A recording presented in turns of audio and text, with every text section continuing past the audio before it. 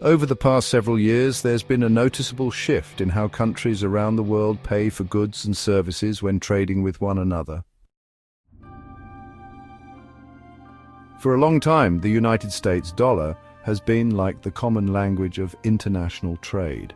This meant that if two countries, say Brazil and Japan, wanted to buy and sell things, they usually did so using US dollars. Because so many countries have needed US dollars, the United States has held a lot of power. After all, if you control the money everyone needs, you have a strong influence over global business.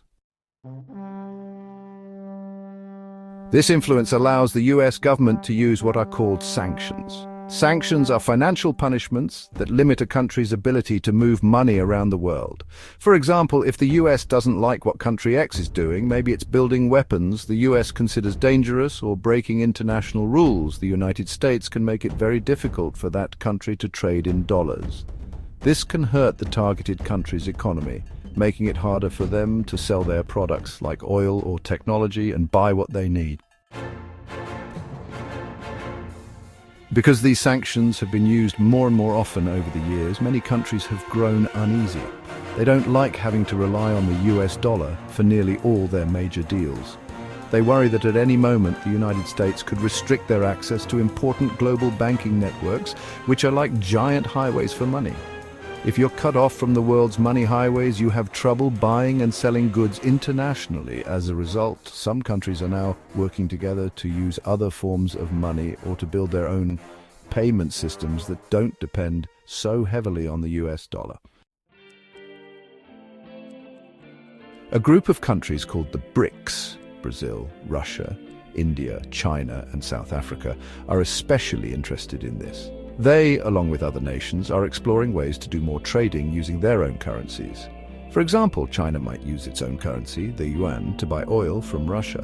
By doing this, they don't need US dollars, and the United States has less power to stop the deal.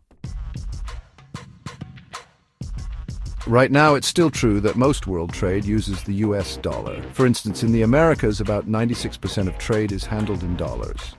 In many places around the Pacific Ocean, about 74% of trade uses dollars. Even in Europe, where most countries use the euro as their everyday money, big international purchases, such as oil, are often done with dollars. This creates a cycle. Everyone needs dollars, so everyone uses dollars, which makes the dollar even more powerful. However, as some countries start to step away from relying completely on the US dollar, the global financial landscape may gradually change.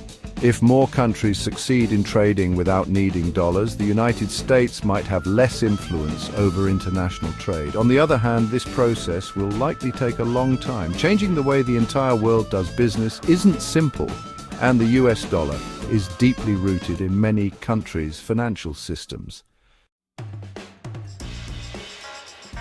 In the long run, what happens with the US dollar and other currencies could affect the prices you pay at the store, the kinds of jobs that are available, and how countries treat each other. It's an important shift to pay attention to because it shows us that the rules of the global economy can change and that no single currency will always be on top forever. It's a big, complicated, and still unfolding story, and while it may not affect your daily life right now, it could shape the world economy you grow up in.